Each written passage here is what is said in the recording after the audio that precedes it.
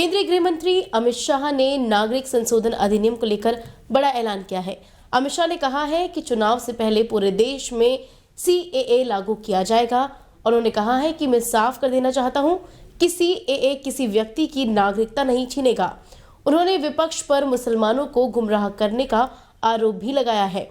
उन्होंने कहा है कि चुनाव से पहले CAA को लागू करने का नोटिफिकेशन जारी कर दिया जाएगा। दरअसल दिसंबर महीने में बंगाल दौरे के दौरान दावा किया था कि CAA को लागू करने से पहले कोई रोक नहीं सकता।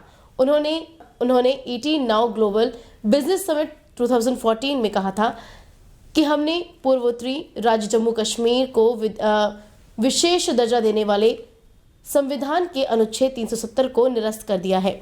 इसलिए हमें भरोसा है कि देश की जनता बीजेपी को 370 सीट और NDA को 400 से अधिक सीट पर जीत दिलाकर अपना आशीर्वाद देगी। शाह ने कहा कि 2024 का चुनाव NDA और विपक्षी गठबंधन इंडिया के बीच नहीं बल्कि विकास और महज नारे देने वालों के बीच चुनाव होगा।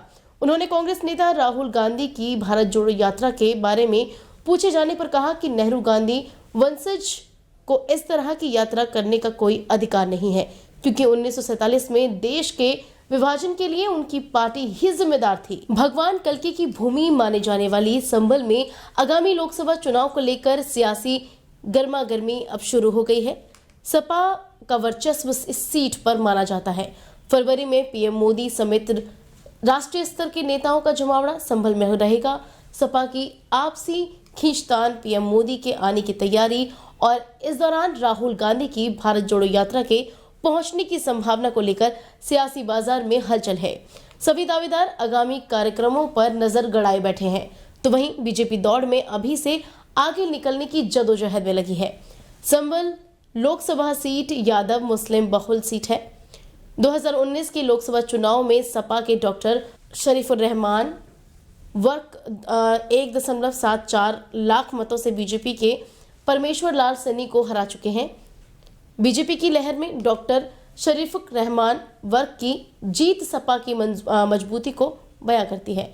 बता दें कि सपा मुखिया पूर्व CM मुलायम सिंह यादव भी 2 बार संभल से सांसद रह चुके हैं। यहां से 1998 और 1999 में हुए लोकसभा चुनाव में जीत उन्होंने दर्ज की थी। इसके बाद 2004 के लोकसभा चुनाव में प्रोफेसर राम गोपाल यादव सपा के टिकट पर विजयी हुए थे।